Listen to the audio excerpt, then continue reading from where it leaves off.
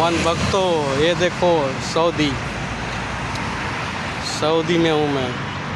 ये अनभक्त का देश नहीं है, सऊदी है। यहाँ न जात न धर्म, कोई कुछ नहीं पूछता है। यहाँ कमाइए और बिंदास घूमिए। ये अनभक्त केंद्र नहीं है। यहाँ सब लोग सेफ हैं और सेफ जीवन बिताते हैं।